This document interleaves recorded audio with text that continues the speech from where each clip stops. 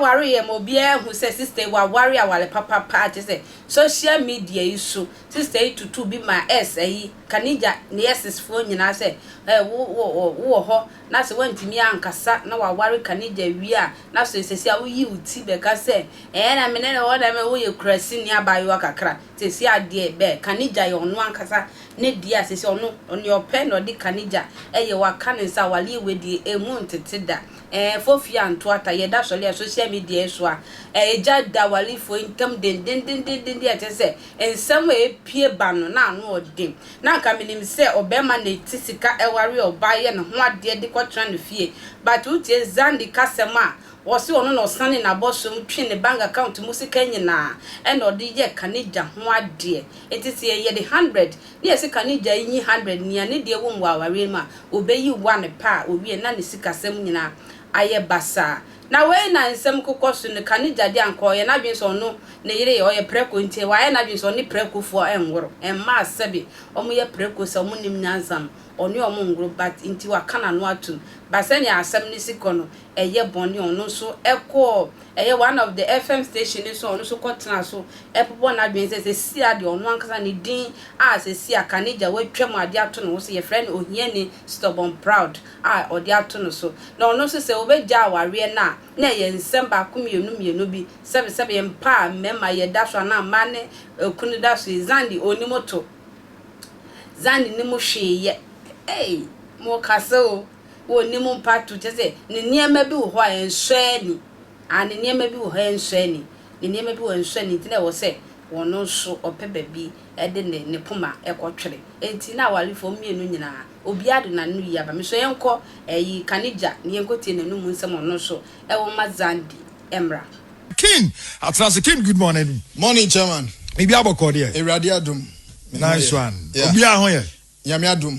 Bibia daboko boni bi ensi nyame ti ase bibia e fine shirt no koto anko ne watch ne belt ye ni low ni abehye ne high design na kwa okay Ohiani stop anyway bibia e fine ni dia ade ama me David so say dia ade ama Ohiani den stubborn proud anyways one yum krana na wo mu no akwa ku bi Ohiani stubborn proud yeah chairman no pay yenche Ghana for very important is that ya start another new week no bibia be kama ye bompa ese yenda ye so ne empa bo hina so bebem as plan na yankopon so nhihye ne yame pese ebem ya brabo mu so be dey ebebem yes in this particular week nti ye de yankopon se so de nan so a che de bia me kase ye da sorry che manye automatic a divine selection. God has a particular purpose in tia wama de asan de action but don't forget to say yesterday's mistake, don't repeat it today. That's all. Yeah, and repeat it be mu da. That's all. Fe tu ho na ko wedim. That's all. Jimisa Xandy ensem na wukunu eka enye ne ena sansem no baye wotimi pia bontia ba be kasa wonya lesbian me ka asema kire wukunu Kadija usek ye fe ne sen kaninja use ho ahwan no boy ne na wadabe watape telephone me na me ka kire enti de conversation na on the girls ni do komoni na boy no wo what more catch up push use this to get money use this in Mguasia to get money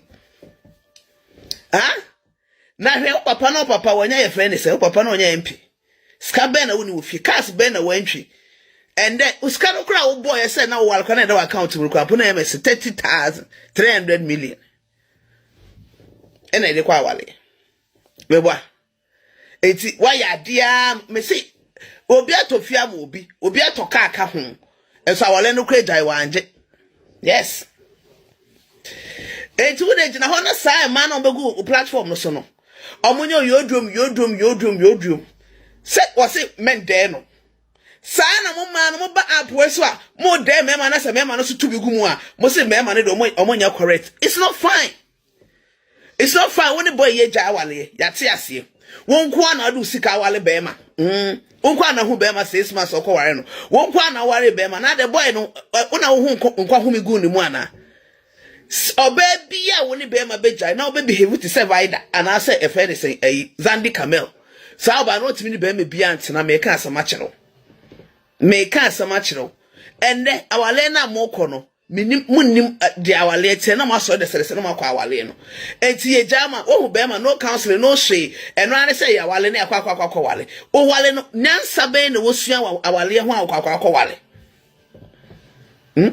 nyansa be enya me wanwa se woni trace mu nyina na si so omo nyina nya baby esini na sefo wa papa eno ye empim wentimi anya hwere bi abagina apisa na obo game na sese friend say sa wo mo gift na mo stress apwes oba wonam fofo ado ombebo wo mo be kire usuban wonam fofo ado oho babo wo mo e be kire usuban Xandy Kamel almost kwa YouTube. I'm kwa YouTube. Me so be kwa kano ho na me de ajuska. MPC ka am wa kwans we na bebo. How long? Xandy, ma guess ni won wo ti kwa ma wonko. Na se wukunu no e de bibi babo ntia me ka kire wo. Wa wutu e. Apa enye wukunu kwa na e ka se wo ye lesbian no. Pie bebre from Kamel time o. Ene pie sa se wo ye lesbian. Oba London na call lesbian party na ho. Yes. And Oba London so ye hu so ne oba na nam. Oba no so na nam no bi ehu a wotimi hu. Yes. Sa character no wotimi njai. Ena sa uye tu na, so uye tu na. Eya wo hu bebi a wugina. Ukunu kra na woda enya de a obete da bi. Wonte. Enti hwe na ukunu no wan de no. Maybe memejina ho nka nkira wo say we don't know the pain that you are going through. Na be ma ne de one de mu hu se be ma no so kopa mu ana. Ana say boy need to be pia bonten e me kasa no say statement or the ba bonten no. As also what brofo sa, what brofo pa. O kan no say delay kra ne de be mu. Delay kra ne de be mu. Ankola no mo fearless o. Boy no we journalist. Or fearless. Xandy Kamel di wo mochi. Na yemfa wo funu ayese me de no fa meto abonten what di wo mochi and use it to get money and kwafo no mutu fo no Xandy take time tama woni ukunu ni jaye enu be 6 months na asefo na wo se pekunu foforo awale na wo se pe be ma atena ho se wo hwe na so ma me ko ka che o ma me se mommy te se de mi ame hu se me ade na me te wo no me oba na me pe o ma me so be a weti ase ana usro